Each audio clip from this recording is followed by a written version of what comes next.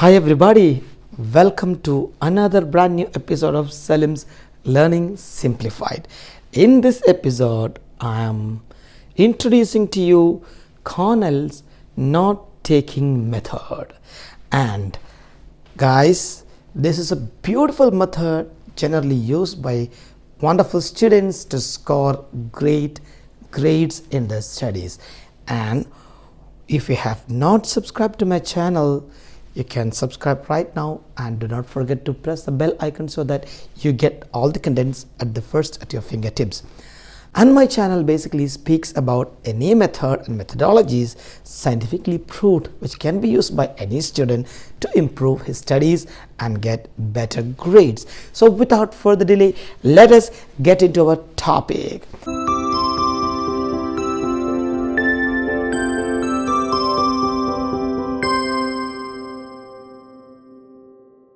Guys, let us check how is Cornell's note-taking method. This method can be applied if you are listening to a live lecture, or you are listening to a video lecture, or even when you are reading your textbook. As such, you can adopt this method in order to make your notes.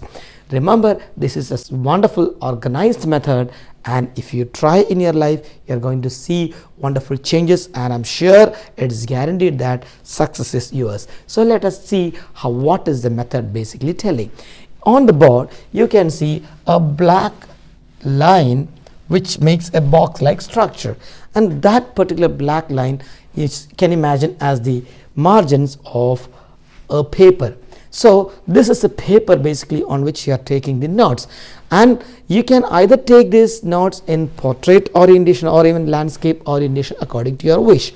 So on the paper, you are supposed to write a letter I, the alphabet I. You can see I have written it with red color. Here is the upper line and the lower line and the other line. So you can see it's a kind of I, but the center line is not exactly in the middle, but a bit to the left side. So it's so simple, anyone can make this particular letter and suddenly start taking the notes. No special format or preparations further required. So once you have written like this, on the top we have three headings: Q, title, and the date.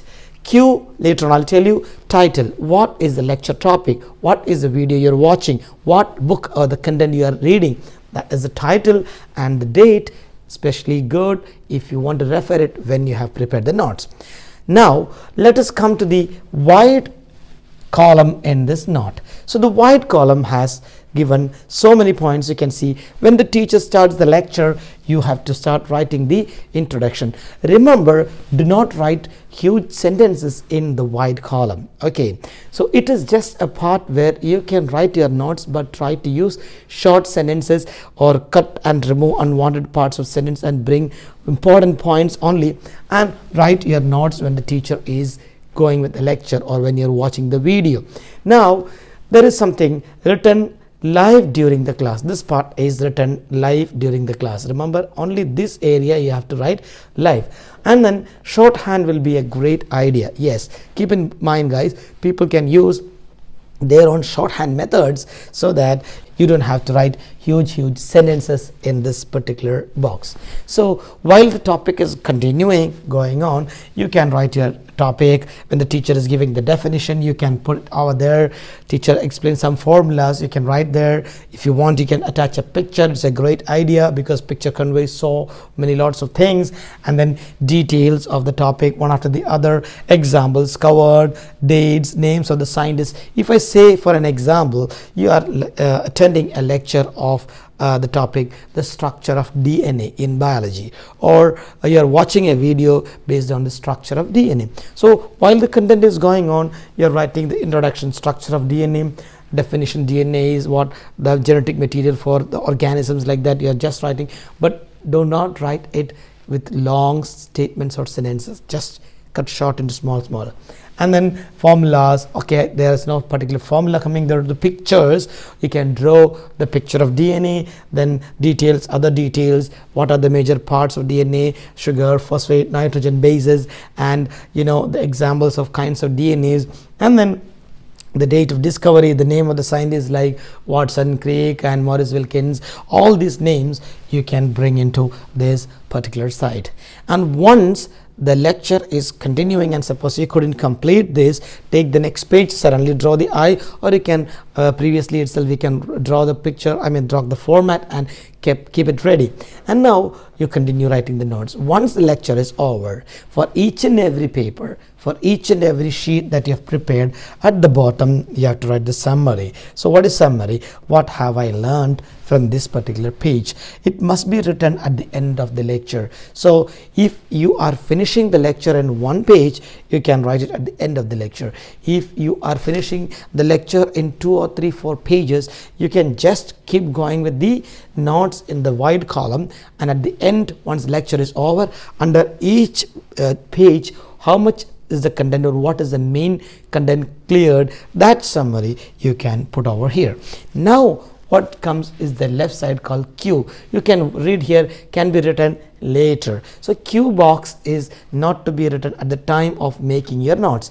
Once you finished your notes and the next time that you're sitting with the notes, the next particular time you're sitting with the notes, that is maybe at this time of studies or revision or going to check any homework or anything related with this one at home or wherever you are sitting with the notes, there you have to read all these major points that is covered over here and bring in the short and important points to the Q column. For example, the keywords that you have covered, the main idea of this particular topic. For example, I like DNA, so you're writing structure of DNA, keywords, genetic material, nucleic acid, then nitrogen base, sugar, phosphate, all these keywords. Then the new vocabularies that you got, these various new terminologies you heard from this particular topic, the questions that you feel like, suppose in that particular this area you have written some answer to a particular question. When you read that points, you felt like, okay, this point could be made into a question, so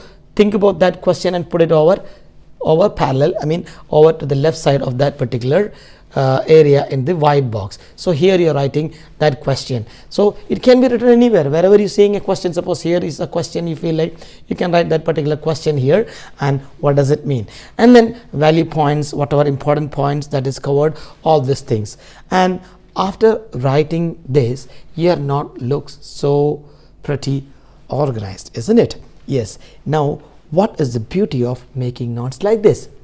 Once you organize and write the notes, number one, while you are actively writing the notes, while listening to the lecture, listening to the class, as you are active in doing this process, you will not feel like sleeping or you can beat all these kinds of boredom that hits you at the time of learning. Second point, this note making is actually a well organized, neat paper. Okay, here over it was scribble, maybe you were writing so fast, but when you bring those main points as cues, you are going to see it as beautiful and neat.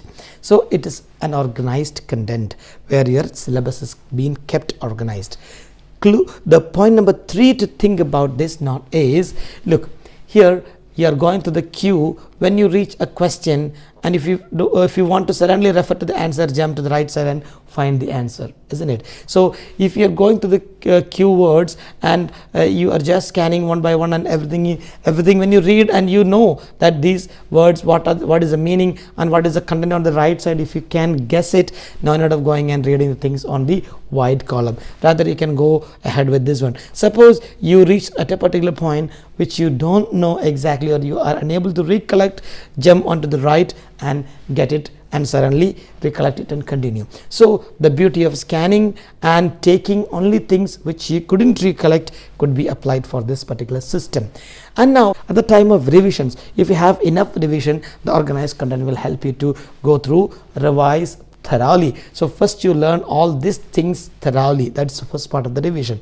Suppose you have less time for revising and your exams are very near, you're supposed not to go through the wide column, rather go to the Q columns, get all the points and just scan and proceed. So while going to the Q column, suppose you couldn't get what a particular vocabulary written here or a particular item written here, you can jump onto the right side to the wide column and get all the ideas on the spot. So that is next added beauty of this.